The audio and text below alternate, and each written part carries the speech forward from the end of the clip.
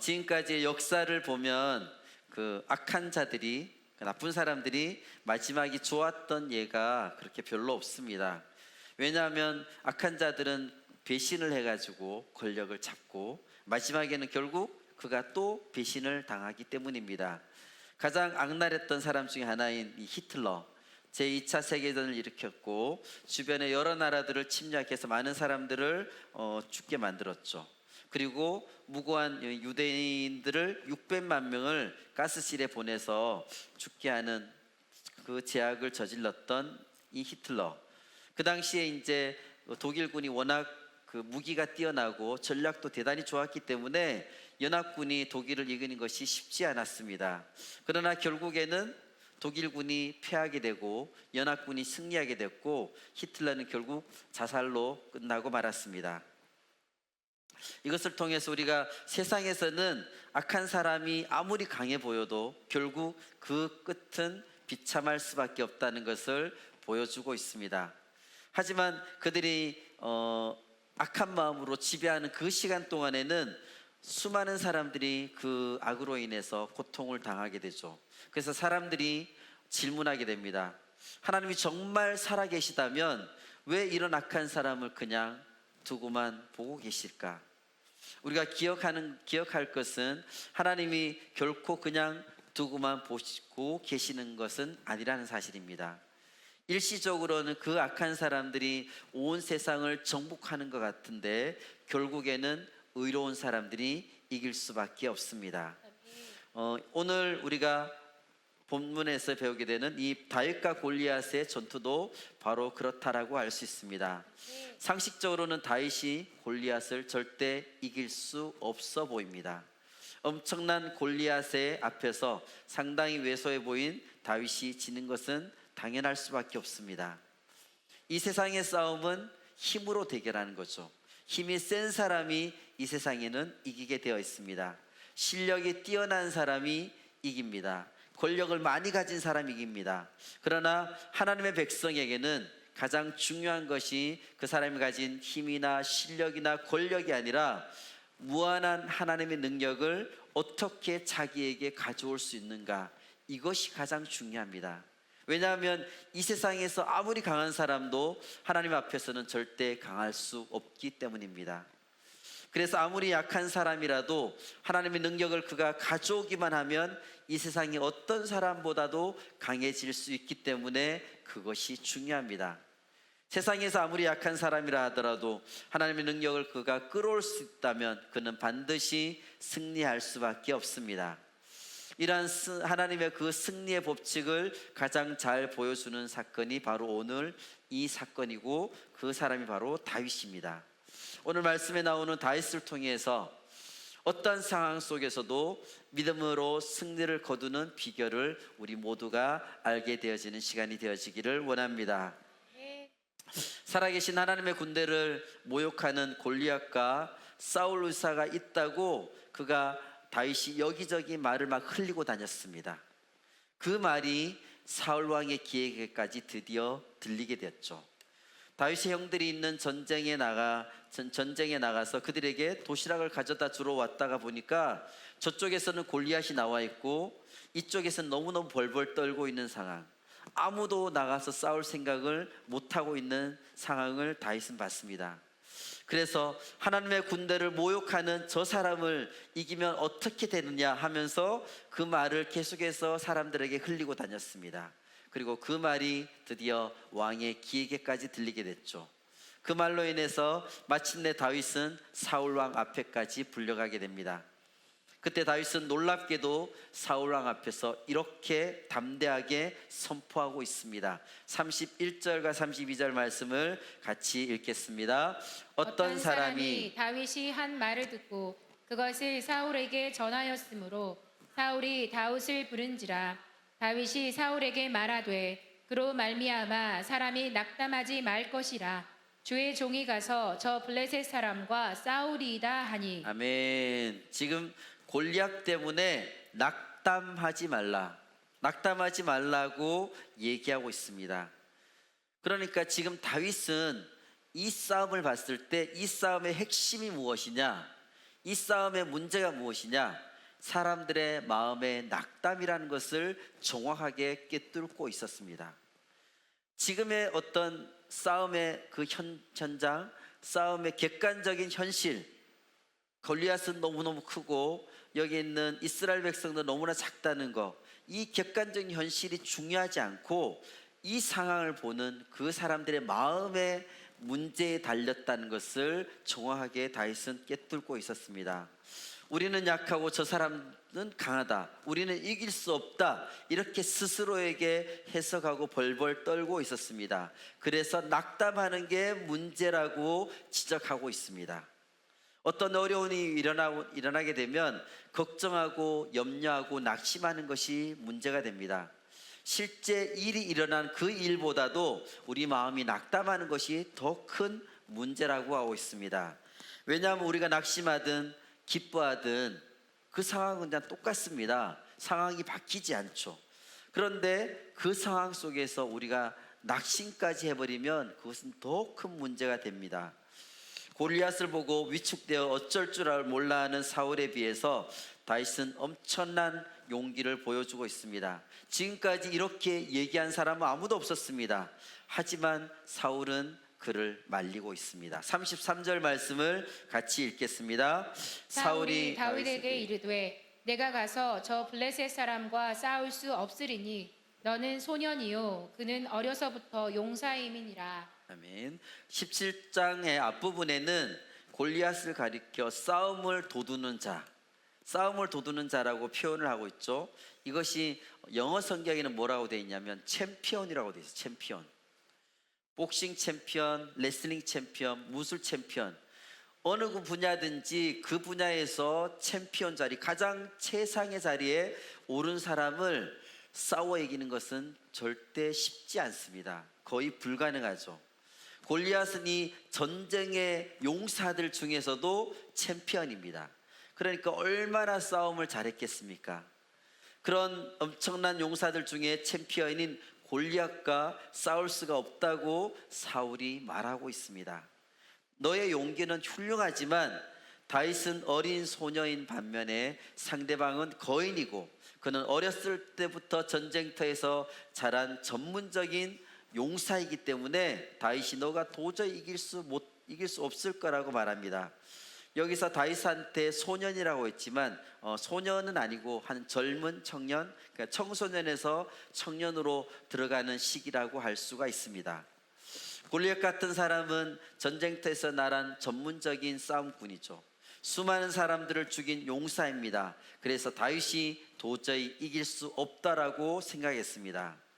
사울은 다윗의 그냥 겉모습을 보면서 실망했습니다.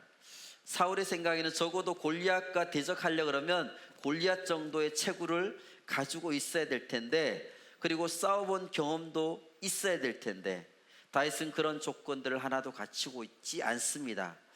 그러자 다윗은 자신의 경험을 이야기하면서 사울을 설득하고 있습니다. 34절과 35절 말씀을 같이 읽겠습니다.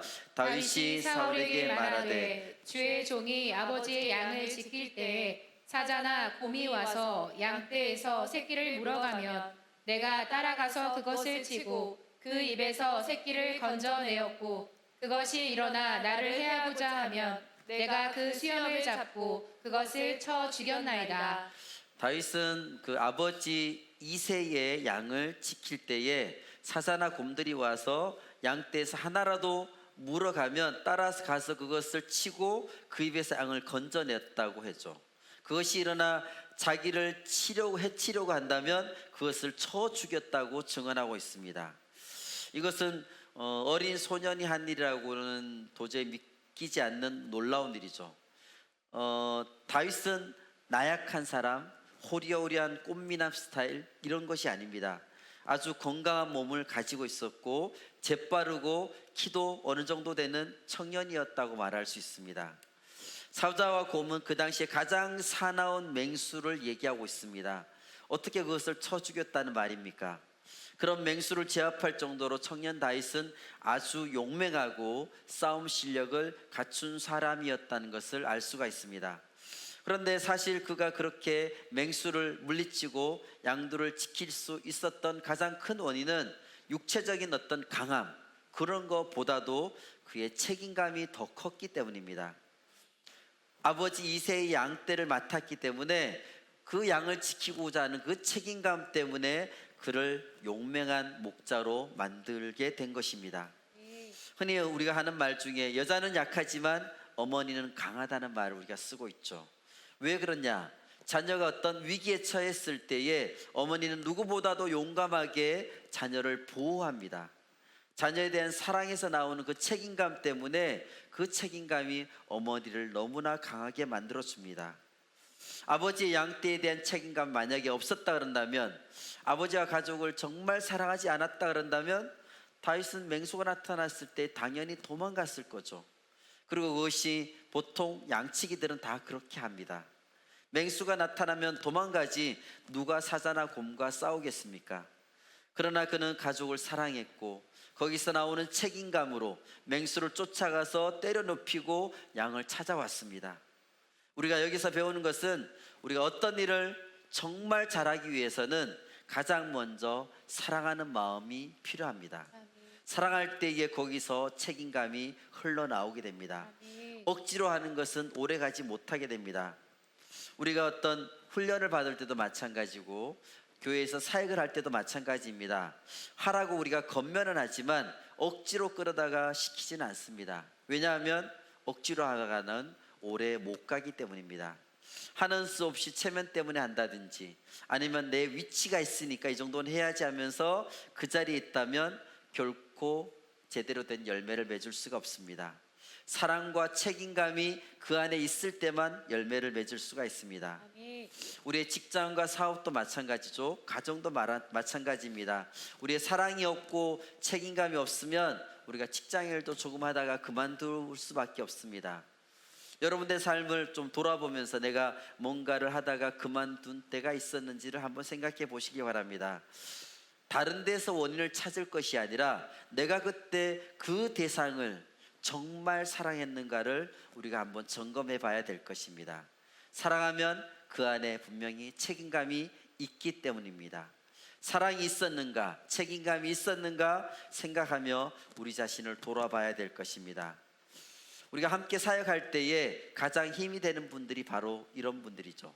가장 좋은 사역자는 진짜 재주가 많고 능력이 많은 사람이 아니라 사랑과 책임감이 있는 사람이 진짜 좋은 사역자입니다. 사랑과 책임감이 없으면 주님의 일을 제대로 감당할 수가 없습니다. 우리가 뭔가를 사랑할 때에 거기서 책임감이 흘러나오게 됩니다. 예수님도 베드로를 회복시켜 주실 때에 내가 나를 사랑하느냐 하고 3번 물으셨죠. 예라고 대답했을 때에 내 양을 먹이라, 내 양을 쳐라 하고 주님께서 사명을 주셨습니다. 사랑을 해야지만 그 안에서 책임감이 나올 수가 있습니다. 예수님께서는 사랑부터 점검해 주셨습니다. 네가 이 일을 할 수 있는 자격이 되냐? 준비가 됐냐? 훈련했냐? 이게 아니라 네가 나를 사랑하느냐? 예했을 때에 내 양을 먹이라고 말씀해 주셨습니다. 무엇을 하든지 우리는 사랑의 마음으로 책임감으로 감당을 해야 될 것입니다. 그런데 다윗이 단지 사랑과 책임감 그리고 자신의 능력으로 이길 수 있었던 것만은 아닙니다. 다윗이 가지고 있었던 진정한 무기가 있습니다. 다윗이 가지고 있었던 진정한 무기가 무엇일까요? 그것은 바로 하나님의 능력입니다. 하나님의 능력이 있었기 때문에 다윗은 그 싸움에서 승리할 수가 있었습니다. 하나님의 능력이 다윗이 가지고 있었던 진정한 무기라고 할 수가 있습니다. 36절과 37절 말씀을 같이 읽겠습니다. 주의 종이 사자와 곰도 쳤은즉 살아계시는 하나님의 군대를 모욕한 이 할례받지 않은 블레셋 사람이리이까 그가 그 짐승의 하나가 같이 되리이다. 또 다윗이 이르되 여호와께서 나를 사자의 발톱과 곰의 발톱에서 건져내셨은즉 나를 이 블레셋 사람의 손에서도 건져내시리이다. 사울이 다윗에게 이르되 가라 여호와께서 너와 함께 계시기를 원하노라. 아멘. 자, 여기서 중요한 것은 다윗이 이스라엘 군대를 향해서 뭐라고 얘기했느냐? 살아계시는 하나님의 군대라는 표현을 썼다는 것입니다. 실제로 지금 이스라엘 군대는 너무너무 벌벌 떨고 있습니다. 오합지졸이라고 할 수 있죠. 그런데 이런 이스라엘 군대를 향해서 살아계시는 하나님의 군대라는 표현을 다윗이 믿음으로 불렀습니다. 그들이 믿음이 있어서 부른 것이 아닙니다. 잘나서 부른 것이 아닙니다. 하나님의 군대라고 그들을 부른 것은 그런 것 때문에 부른 것은 아닙니다. 비록 지금 공포에 질려 떨고 있는 이스라엘의 군대이지만 그들 가운데 하나님이 계시다는 것을 다윗은 지금 보고 있습니다. 아멘. 아무도 그것을 못 보고 있을 때 다윗만 그것을 봤습니다. 지금 하나님이 함께 하시는데 이들이 벌벌 떨고 있는 것이 문제라는 것입니다. 하나님이 지금 이곳에 안 계신 것이 아니라 하나님이 계신데도 그들이 떨고 있다는 것입니다. 그래서 다윗은 그들을 향해서 하나님의 군대라는 표현을 썼습니다. 아멘. 또 다윗은 골리앗을 가리켜 그들이 사용했던 챔피언이라는 표현을 쓰지 않습니다. 이 할례 받지 않은 블레셋 사람이라는 표현을 씁니다. 지금까지 이 이스라엘 군대들은 할례가 중요하다고 생각하지 않았습니다. 하지만 다윗은 할례야말로 이스라엘을 하나님의 백성으로 구분하는 표시라고 정확하게 생각하고 있었습니다. 네. 실제로 이스라엘 남자들은 태어나서 8일 만에 할례를 받도록 되어 있죠. 그것이 다른 민족하고 구분되는 표시이고 하나님의 백성이라는 표시로 그들은 할례를 하였습니다. 아브라함과 언약을 맺을 때에 하나님께서 그렇게 할례를 하라고 명령하셨습니다. 다윗은 그것을 정확하게 기억하고 있었습니다. 아무도 그것을 기억하지 못하고 있을 때에 어린 청년 다윗은 그것을 정확하게 알고 있었습니다. 아멘. 이스라엘은 하나님의 택함을 받은 백성이다. 아멘. 우리는 다른 사람들하고 절대 다르다. 아멘. 우리는 하나님의 백성이다. 아멘. 그런 생각을 부는 다윗은 분명히 정확하게 하고 있었습니다. 아멘. 왕도 신하들도 지금 백성들도 모두 다 벌벌 떨면서 자기들이 하나님의 백성이라는 사실을 망각하고 있었습니다. 잊어버리고 있었습니다. 생각도 못하고 있었습니다. 그럴 때 다윗은 그들을 향해서 선포하고 있습니다. 이스라엘아, 너희는 하나님의 백성이다. 아멘. 이것을 당당하게 선포하고 있습니다. 정말 놀랍게도 다윗은 그렇게 선포하고 있습니다. 아멘. 우리가 즐겨 부르는 찬양이 있죠. 나의 영혼이 잠잠히 하면서 오직 주만이 하는 찬양 있죠. 시편 62편, 63편을 가지고 만든 찬양입니다. 이 시편이 바로 다윗의 시로 만들어진 시편입니다. 다윗은 어렸을 때부터 이런 노래를 불렀습니다. 곰과 사자와 맞서면서도 바로 이렇게 노래를 불렀습니다. 대적들에게 둘러싸여 있을 때에 대적들과 맞서면서도 주님만이 나의 구원이라고 그는 노래하고 있습니다. 다윗은 정말 놀라운 사람입니다. 엄청나게 재능이 많았습니다. 음악이면 음악, 시면 시, 또 건강하고 전투도 너무 잘하는 용맹한 장수였죠. 그리고 믿음까지 엄청났습니다. 다윗은 이렇게 하나님이 어떤 분이신지, 이스라엘이 누구인지 정확하게 알고 있었습니다. 그 모든 것은 평소에 양떼를 치며 하나님을 그가 경험했기 때문에 가능했습니다. 오직 주만이 나의 반석이십니다. 라는 고백은 그냥 시적인 고백, 문학적인 고백만이 아니라 자신의 경험에서 우러나온 고백이라고 할 수 있습니다. 아멘. 다윗은 베들레헴 언덕과 들판에서 양을 치면서 어린 시절을 보냈습니다. 그곳에서 하나님이 얼마나 위대한 분이신지, 얼마나 나와 가까이 계신 분이신지를 깊이 체험하면서 알고 있었습니다. 특히 맹수들로부터 구해주신 하나님을 그는 너무나 잘 알았습니다. 사실 다윗이 어떻게 매번 그렇게 맹수들과 붙어서 이길 수 있겠습니까? 항상 하나님이 함께 하시기 때문에 그가 이길 수 있다는 것을 그는 알고 있었습니다. 나의 힘이 아니라, 다윗의 힘이 아니라 하나님이 보호해 주셨기 때문에 그것을 이길 수 있다는 것을 다윗은 어렸을 때부터 체험하였습니다. 그가 들판에서 양을 칠 때에 매일마다 아침과 저녁에 장엄하게 태양이 뜨고 지는 것을 보면서 그는 살았습니다. 주님이 만드신 자연을, 광활한 자연을 보면서 느끼면서 주님의 위대하심을 자연 속에서 그는 깨달을 수밖에 없었습니다. 거기에서 그런 다윗의 고백, 다윗의 시가 만들어지게 된 것입니다. 또한 사울을 악한 영이 괴롭힐 때에 다윗이 수금을 타면 악한 영이 물러가는 역사가 일어나게 됐죠. 그러니까 다윗은 그냥 단순히 음악 실력만 뛰어난 것이 아니라 신령한 영적인 사람이었다는 것을 알 수가 있습니다. 그것이 그냥 나온 것이 아닙니다. 그가 양을 치면서 들판에서 자연과 함께 지내면서 맹수와 싸우면서 그것을 체득하게 된 것입니다. 또 들판에서 가끔 거대한 폭풍이 몰아올 때에 피하기도 했겠지만 거기서 하나님의 위대하심을 그는 느낄 수가 있었습니다. 하늘의 밝은 태양을 보면서, 구름을 보면서, 파란 하늘을 보면서 하나님의 숨결을 그는 느낄 수가 있었습니다. 더운 날 바람이 살랑살랑 이렇게 불어오면 하나님이 나를 위해서 이렇게 바람을 주어서 시원하게 만드는구나 하면서 자연 속에서 하나님의 손길을 체험하고 생생하게 주님과 동행하는 삶을 지냈습니다. 무엇보다 맹수들로부터 자신을 보호하시고 승리를 주시는 하나님의 능력을 그는 체험했습니다. 그래서 그는 그렇게 담대하게 외칠 수가 있었습니다. 37절 말씀을 우리 세 번역으로 같이 한번 읽어보도록 하겠습니다. 사자의 발톱이나 곰의 발톱에서 저를 살려주신 주님께서 저 블레셋 사람의 손에서도 틀림없이 저를 살려주실 것입니다. 아멘. 아멘. 맹수를 내가 이긴 것이 아니라 하나님이 자기를 그들로부터 살려주셨습니다. 어떻게 그럴 수 있었는지, 자신의 승리의 기초, 승리의 원천이 무엇인지, 나의 힘이 아니라 하나님이 나에게 승리를 주셨습니다 하고 하나님의 능력을 그는 고백하고 있습니다. 하나님을 언급하고 있습니다. 지금까지 이스라엘 군대가 그렇게 많이 있었지만 그들은 아무도 하나님을 언급하지 않았습니다. 그런데 하나님의 이름을 그가 여기서 처음으로 말하고 있죠. 여호와께서라고 표현하고 있습니다. 사실은 자기가 양을 사자와 곰의 발톱에서 구해낸 것이 아니라 하나님께서 자신을 사자와 곰의 발톱에서 구해주신 것이라고, 하나님이 해주셨다고 선포하고 있습니다. 그의 용기와 힘의 원천은 바로 하나님의 능력입니다. 매 순간순간마다 하나님을 정말 경험하는 것이 너무나 중요합니다.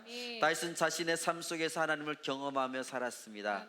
특히 사자와 곰이 나타난 위기의 순간에서 하나님은 그를 경험했고 그분의 손길을 느낄 수가 있었습니다. 그것이 반복되고 쌓이면서 마침내 그가 골리앗 앞에까지 설 수 있게 되었습니다. 그리고 거기서 승리를 거두고 이스라엘 영웅으로 등장하게 됩니다. 보통 사자나 곰이 나타나게 되면 어떻게 반응합니까? 보통 사람이라면 내가 아버지 양떼를 이렇게 성실하게 지키고 있는데 도대체 왜 저런 맹수가 나타나서 나를 힘들고 위험하게 만들까? 하나님 왜 나에게 이런 어려움을 주시지? 이렇게 원망할 수 있습니다. 그런데 다윗은 지금 사자를 죽이고 곰을 죽이면서 맞서 싸우고 양떼를 지키는 것을 누가 알아준답니까? 아무도 알아주지 않습니다. 원래 양을 치다가 몇 마리 맹수에게 잡혀먹는 것은 그냥 당연한 일이었습니다. 그런데 한 마리라도 잃지 않기 위해서 자기 생명을 걸고 목숨을 걸고 그는 싸웠습니다. 그것을 아무도 알아주지 않습니다. 그런데도 다윗은 게으르게 하거나 도망가지 않고 최선을 다해서 자기가 맡은 역할을 다했습니다. 그리고 그 과정에서 놀라운 일이 일어나게 됩니다. 다윗이 괜히 다윗이 된 것이 아닙니다. 사자나 곰 같은 맹수와 자주 접하면서 이 야생동물의 싸움의 원리를 그는 배우게 됐습니다. 맹수들이 어떻게 움직이는지를 보면서 동물적인 감각을 그는 정말 체험하게 된 거죠. 다윗은 맹수들이 어떻게 행동하고 움직이는지를 보면서 그 안에서 배우게 됐습니다. 그래서 다윗이 그 사자나 곰의 움직임을 재빨리 눈치채고 자기도 빨리 움직이면서 그들을 어떻게 이겨야 될지를 직접 그 싸움의 현장에서 배우게 된 것입니다. 그래서 다윗은 전문적인 전투 경험을 가진 군인은 아니었죠. 싸움에 관한 엄청난 실력을 이미 갖춘, 그렇지만 이 동물들을 통해서 싸움에 관한 그 원리를 배우고, 그래서 싸움의 실력이 엄청나게 늘어난 그런 용사로 그가 변모가 되었다는 것을 알 수 있습니다. 또 군인들이 싸우는 어떤 전통적인 전투 방식하고는 완전히 다른 맹수와의 싸움에서 익힌 그 싸움의 방식으로 그는 싸움을 배웠습니다. 그러니까 전투 방식에 나오는 그 전쟁의 어떤 교과서적인 전략들, 그걸로 싸우지 않았습니다. 마치 야생동물처럼 그는 움직이면서 기민하게 움직여 싸웠던 것입니다. 그러니까 더더욱 놀라운 전사로서 그가 변모가 될 수 있었습니다. 보통 사람들이 상상도 못하는 방법으로 그는 움직였고, 그래서 그 싸움에서 승리할 수가 있었습니다. 그리고 아주 창의적으로 그가 그 싸움에서 어떻게 될지를 알고 움직였던 것이 바로 다윗이었습니다. 다윗은 하나님 왜 내게 이런 시련을 주시는가, 왜 이런 맹수를 나에게 보내주시는가, 이렇게 생각하지 않고 그는 맹수들과 싸우게 해주신, 그리고 승리를 주신 하나님께 감사했습니다. 그리고 그것을 시를 지어 노래하며 하나님을 찬양하였습니다. 그 과정에서 자기도 모르게 엄청난 용사로 되어버렸죠. 그리고 엄청난 시인이 되었고, 엄청난 음악가가 되었고, 신령한 음악가로서 영적인 음악 치료의 그 능력까지 가진 사람이 되었습니다. 더욱 중요한 것은 그가 이스라엘을 이끌 리더로서 준비가 되고 있었다는 것입니다. 바로 이것이 우리가 깨달아야 될 점입니다. 특히 우리 자녀들을 가지신 부모님들, 이런 것을 꼭 배워야 되겠습니다. 여러분들이 우리가 배우고 있는 교육의 방식들이 다 잘못된 것은 아닙니다. 하지만 그런 방식으로, 그것을 뛰어넘을 수 있는 방식을, 그 양식에 머무르면 안 되고 그것을 뛰어넘는 방식을 우리의 자녀들이 배울 수 있어야 됩니다. 이론이 아니라 경험을 통해서 배울 수 있어야 될 것입니다. 남들이 다 하는 방식이 아니라 창의적인 사람이 될 수 있도록, 창의적인 방법을 그들이 가질 수 있도록 해야 될 것입니다. 우리의 자녀들을 그냥 곱게 키우는 것이 아니라 어떤 면에서는 터프하게 시키고, 강하게 시키고, 감성적인 리더, 그런 마음들을 가질 수 있는 리더로 그들이 성장할 수 있도록 도와줘야 됩니다. 21세기는 감성이 지배하는 시대라고 했죠. 그런데 우리가 게임이나 컴퓨터나 스마트폰 이런 것들을 계속하게 되면 우리의 감성을 결국은 죽일 수밖에 없습니다. 그래서 우리가 나름대로 고생도 한번 해보고 다른 사람들을 섬기도록 우리 자녀들이 해줘야 됩니다. 그런데 그것이 쉽지 않죠. 왜냐하면 아이들이 싫어하기 때문입니다. 그런데 그 과정에서 어려움도 겪어보고 눈물도 흘려보고 그러면서 하나님의 도우심도 직접 체험해 봐야 됩니다. 그래서 다음 세대들은 여름에 있는 해외 아울리치를 꼭 가봐야 됩니다. 뜨거운 태양과 쏟아지는 비를 뚫고 집집마다 방문하면서 복음을 전해보아야 됩니다. 방 한 칸에 8식구, 9식구가 같이 살고 있는 그런 열악한 환경들을 직접 체험해 봐야 됩니다. 잠을 줄여가면서 사역하는 것을 직접 경험해 봐야 됩니다. 일주일 동안 핸드폰 하지 않으면 죽을 것 같은데 직접 거기서 핸드폰 없이 일주일을 살아봐도 죽지 않고 주님 주시는 기쁨이 더 크다는 것을 직접 경험해 봐야 될 것입니다. 이런 것들을 겪으면서 자랄 때에 그들이 놀라운 인물이 되어질 수가 있습니다. 그래서 그렇게 다른 사람을 섬기는 자가 우리가 그 섬기는 자로 변모가 될 수가 있습니다. 남을 섬겨봐야지만 우리가 훌륭한 리더가 될 수가 있습니다. 남을 섬겨봐야 다른 사람의 어려움을 알 수가 있습니다. 그리고 그것을 통해서 우리는 사랑을 배우고 책임감을 배울 수가 있죠. 남들 하는 대로 그냥 공부하고 운동하고 음악하고 게임하고 그러면 그냥 남들하고 똑같이 되는 겁니다. 그래서 진정한 리더가 될 수가 없죠. 자기 혼자만 하는 것으로는 자기밖에 모르는 인간이 될 수밖에 없습니다. 남들과 같이 부대끼고 뒹굴고 그들과 같이 눈물 흘리고 어려움을 같이 겪으면서 해결하고 그러면서 우리는 성장하게 됩니다. 서로 섬기는 것을 계속해서 하면서 하나님 쓰시는 리더가 되도록 돕는 방법입니다. 이제 드디어 다윗에게 출전의 기회가 주어졌습니다. 다윗은 학생의 참말을 들은 사울은 마침내 다윗을 전쟁터로 내보냅니다. 그런데 걱정이 되니까 사울은 다윗에게 자신의 갑옷을 입혀줍니다. 38절에서 40절 말씀을 같이 읽겠습니다.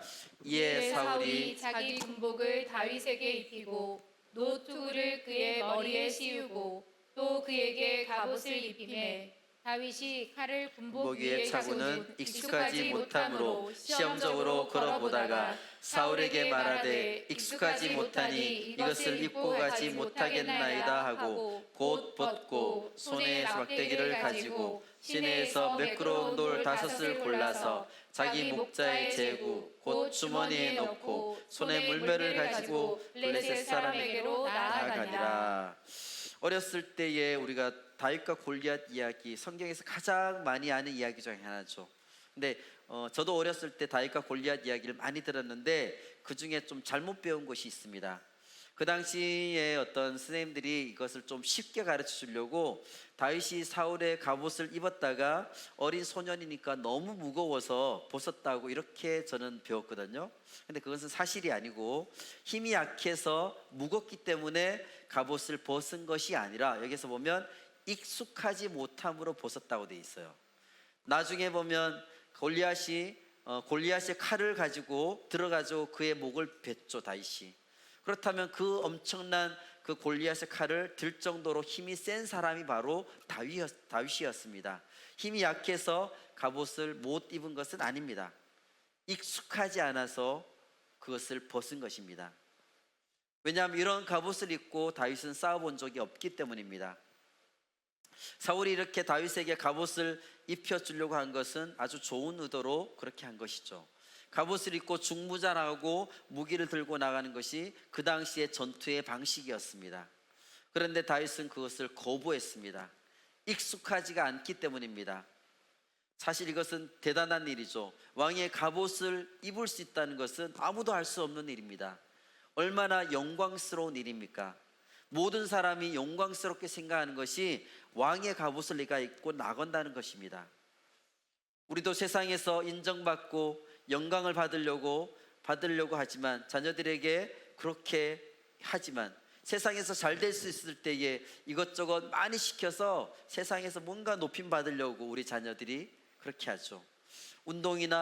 운동도 시키고 음악도 시키고 각종 대회도 막 출전하게 하면서 남들이 좋다고 하는 것은 다 따라해 봅니다. 뭐 그것이 나쁜 것은 아니죠.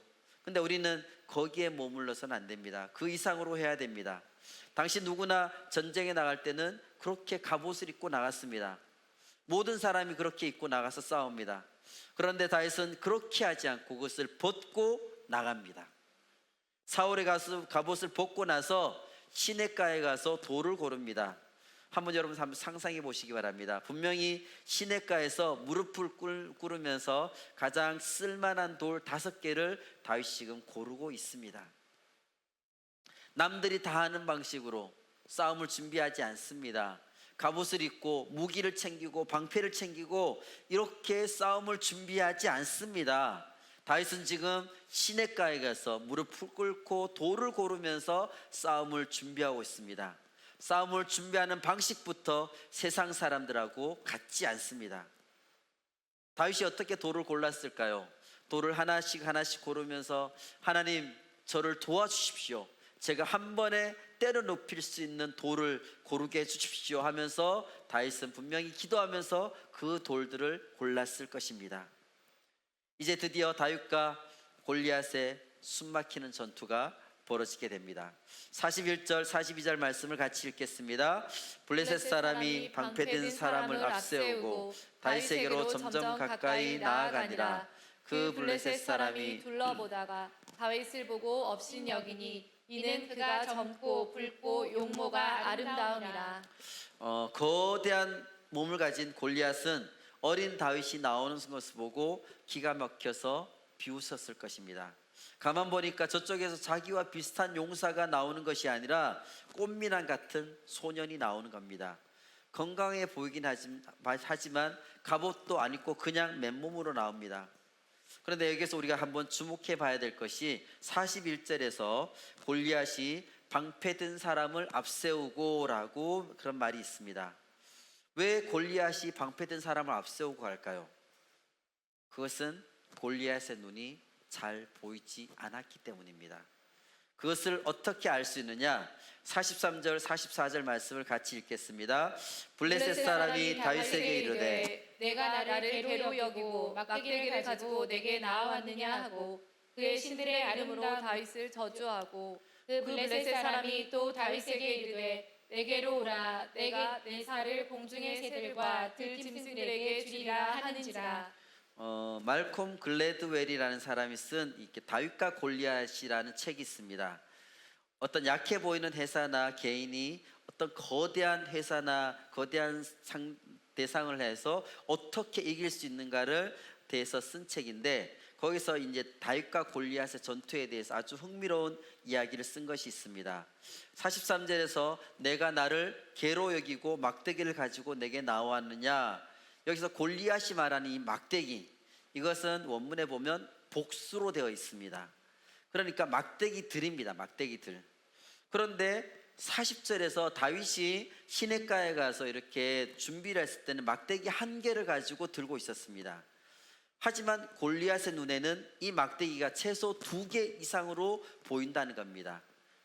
다윗은 한 개를 들고 있는데 2개, 3개로 보인다는 겁니다. 게다가 44절에서 골리앗은 다윗에게 내게로 오라 이렇게 얘기하고 있습니다. 왜 자기가 그냥 다윗에게 가면 되지 왜 다윗에게 오라고 할까요? 군대의 대표가 그 당시에 고대 전투에서는 1대1로 나와서 싸움 붙는 것이 그냥 보통의 고대 전투의 장면이죠. 자기에게 오는 다윗에게 빨리 그가 반응하지 못하기 때문에 자기에게 오라고 하고 있습니다.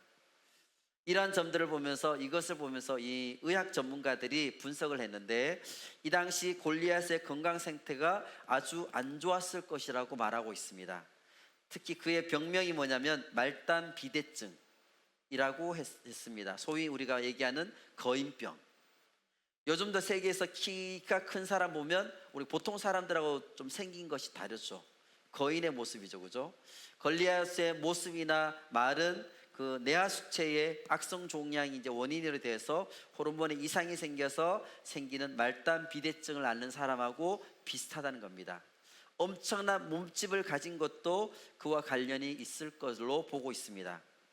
게다가 이 말단 비대증의 흔한 합병증이 뭐냐면 바로 시력에 문제가 있다는 것입니다. 한 개의 물체가 2개, 3개로 보이는 증상입니다. 그러니까 지금 골리앗이 방패든 병사를 데리고 계곡 아래로 내려간 것은 방패든 군사들이 골리앗의 눈의 역할을 하고 있다는 것입니다. 가이드 역할을 하고 있다는 것입니다. 또한 그가 아주 느리게 움직인 것은 주변이 아주 흐릿하게 보이기 때문입니다. 내게로 오라고 외친 것도 다윗이 가까이 올 때까지 그가 어디에 있는지 제대로 파악할 수 없다는 뜻입니다. 어느 정도 왔을 때의 소년인 것을 파악했지만 와야 제대로 싸울 수 있으니까 오라고 얘기하고 있습니다. 다윗이 그 당시에 골리앗 그 상태를 정확하게 다 파악했을지는 모르겠습니다. 그러나 멀리서 보았을 때는 엄청나고 무시무시한 용사이고 챔피언이었는데 가까이서 보니까 뭔가 좀 이상했습니다. 딱 봐도 이상한 골리앗의 모습을 보면서 그는 하나님이 정말 나에게 승리를 주셨구나 하고 확신을 하게 되었습니다. 그러면서 뭐라고 다윗이 고백하고는 있냐? 45절에서 47절 말씀을 같이 읽겠습니다. 다윗이 블레셋 사람에게 이르되 너는 칼과 창과 단창으로 내게 나아오거니와 나는 만군의 여호와의 이름 곧 내가 모욕하는 이스라엘 군대의 하나님의 이름으로 내게 나아가노라.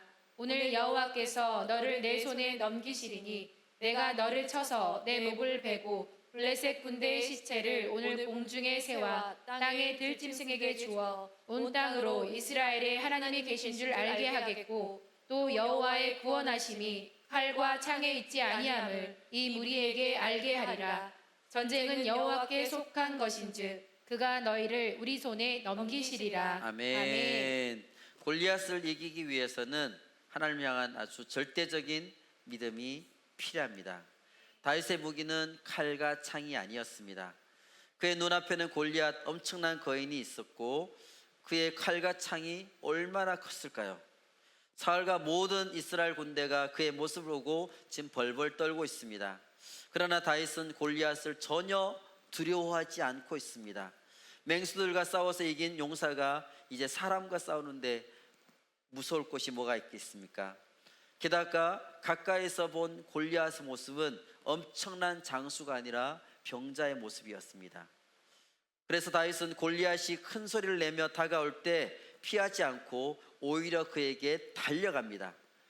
맹수들과 싸우면서 그가 피하는 연습을 했기 때문에 얼마나 빨랐을까요? 맹수를 쫓아가서 잡을 정도였기 때문에 정말 빨랐습니다. 또 어디로 갈지를 다 파악하고 있었습니다. 다윗은 정말 하나님을 신뢰했습니다. 모든 사람이 다 무서워 떨며 감히 다가가지 못했던 골리앗을 향해서 뛰어서 다가갑니다. 그리고 골리앗의 모습을 보고 하나님이 승리를 주신 것에 확신을 가졌을 것입니다. 그리고 물맷돌을 던져서 그를 쓰러뜨립니다.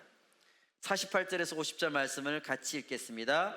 블레셋 사람이 일어나 다윗에게로 마주 가까이 올 때에 다윗이 블레셋 사람을 향하여 빨리 달리며 손을 주머니에 넣어 돌을 가지고 물매로 던져 블레셋 사람의 이마를 치매 돌이 그의 이마에 박히니 땅에 엎드러지니라. 다윗이 이같이 물매와 돌로 블레셋 사람을 이기고 그를 쳐 죽였으나 자기 손에는 칼이 없었더라. 아멘, 아멘. 이것은 절대 우연히 생긴 것은 아닙니다. 전쟁의 역사적으로 봤을 때에 그 당시에 이렇게 물맷돌을 던져서 투석병들이 고대에는 많았습니다. 전쟁에서 그들이 엄청난 역할을 했죠. 다윗은 수년 동안 맹수들을 상대로 이 투석 훈련을 했습니다. 얼마나 훈련을 많이 했을까요? 평소에도 이 물맷돌의 정확도를 높이기 위해서 엄청난 노력을 했을 것입니다. 이때 갑자기 누가 쿵 하고 쓰러지는데 놀랍게도 그것은 다윗이 아니라 골리앗이 쓰러지게 되었습니다. 이때 이 상황을 제대로 본 사람은 다윗밖에 없죠. 다른 사람들은 그냥 결과만 눈으로 봤습니다.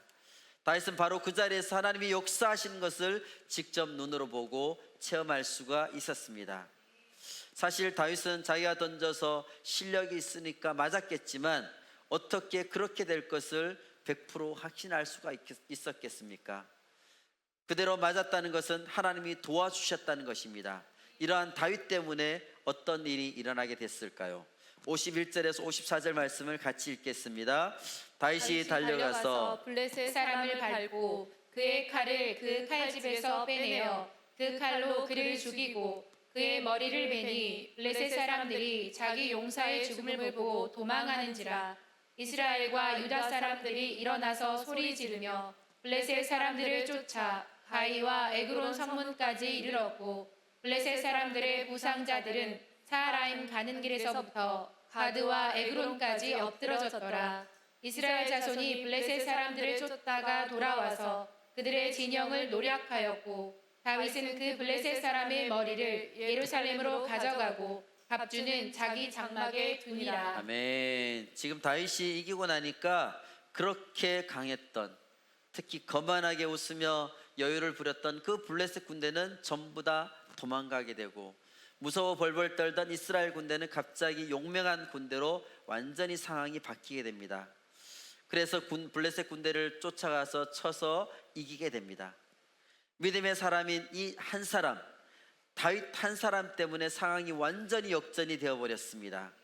믿음의 사람인 다윗이 전쟁터의 상황에 그 가운데 우뚝 서서 하나님을 믿는 믿음으로, 하나님의 능력으로 믿음을 가지고 있었기 때문에 이 모든 전쟁 상황이 완전히 바꾸어지게 된 것입니다. 말씀을 맺겠습니다. 이 다윗과 골리앗의 이야기는 수천 년이 지난 오늘날까지도 사람들에게 계속해서 기억되고 있습니다. 누구나 아는 이 이야기는 결국 이 믿음의 사람이 진정한 승리자라는 것을 말해주고 있습니다. 죽음의 위기가 눈앞에 닥쳐도 하나님만 신뢰하는 사람이 진정한 승리자가 될 수가 있습니다. 실제로는 거인 골리앗을 쓰러뜨린 것이 기적이 아니라 어린 그 청년이 하나님만을 믿고 골리앗과 싸우러 나간 그 자체부터가 바로 기적이라고 할 수 있습니다. 사실 그 앞에 나가는 것이 어려웠지 나가서 봤을 때는 어려운 일이 아니었습니다. 사실 왕이나 이스라엘 군대가 골리앗의 명성이나 겉모습만 보고 벌벌 떨 필요가 없었습니다. 그는 말단 비대증을 앓고 눈도 잘 안 보이는 병자였기 때문입니다. 그런데 그런데도 선입견과 경험만으로 벌벌 떨었으니까 너무나 안타깝습니다. 이스라엘 군대는 하나님의 군대로서 갖춰야 될 겉모습은 갖추고 있습니다. 그러나 그들 안에 정작 중요한 믿음이 없었습니다. 믿음이 없었기 때문에 당연히 믿음에 따른 행동도 그들한테는 없었습니다. 우리도 문제와 어려움을 당하면 하나님의 말씀을 잊어버리고 하나님이 어디 갔는지 잊어버리고 두려움에 사로잡힐 때가 있습니다. 이스라엘 군대들처럼 그들이 그동안에 그렇게 예배하고 믿었던 하나님이 어디 갔는지 모르게 하나님의 군대라는 것도 잊어버리고 두려움 속에 사로잡힐 수가 있습니다. 일어난 사건 그 자체가 문제가 아니라 그것을 바라보는 우리의 인식, 우리의 생각, 우리의 마음가짐이 문제라는 것입니다. 우리 안에 부정적으로 해석하고 두려움에 사로잡히는 그것이 문제가 된다는 것입니다. 그러나 우리가 기억해야 될 것은 하나님이 우리의 도움 그 자체, 하나님만이 우리의 도움이 되신다는 사실입니다. 우리가 어떤 문제를 만나도 우리는 하나님의 것입니다. 그리고 하나님의 것이니까 하나님이 반드시 책임져 주십니다. 그러므로 우리는 골리앗을 만나도 두려워할 필요가 없고 하나님만을 의지하면 됩니다. 그리고 자세히 보면 골리앗이 그렇게 엄청난 상대가 아니라는 것을 우리는 알 수가 있습니다. 그런데 믿음 없이 사는 사람은 알 수 없는 상황들 속에서 늘 불안해하고 초조하고 두려워하고 있습니다. 우리가 코로나 상황을 지나오면서 그런 것을 확실하게 느낄 수가 있었습니다. 코로나 시기 때 우리 안에는 막연한 두려움, 불안감, 그것이 우리를 지배하고 있었습니다. 그러나 믿음 있는 사람은 어떤 상황 속에서도 주님 주시는 평안이 그 안에 있습니다. 주님 주시는 풍성한 축복이 그의 인생 가운데 있게 됩니다. 왜냐하면 하나님이 함께 하심을 그가 분명히 믿기 때문입니다. 다윗이 바로 그런 믿음의 사람이었습니다.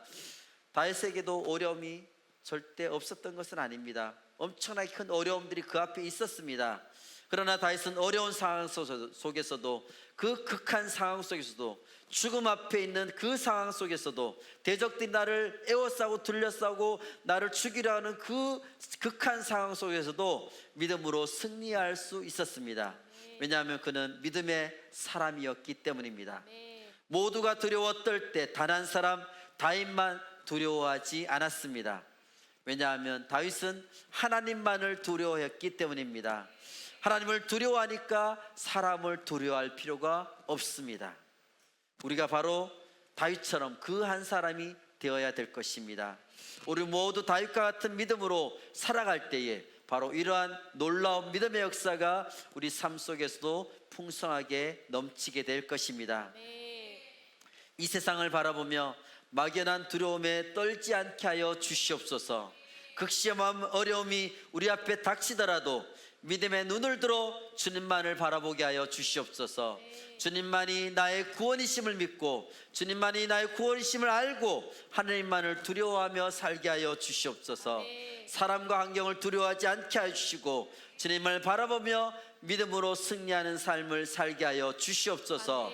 그 믿음으로 날마다 주님과 함께하며 승리하는 삶을 살게 할 줄로 믿습니다. 아멘.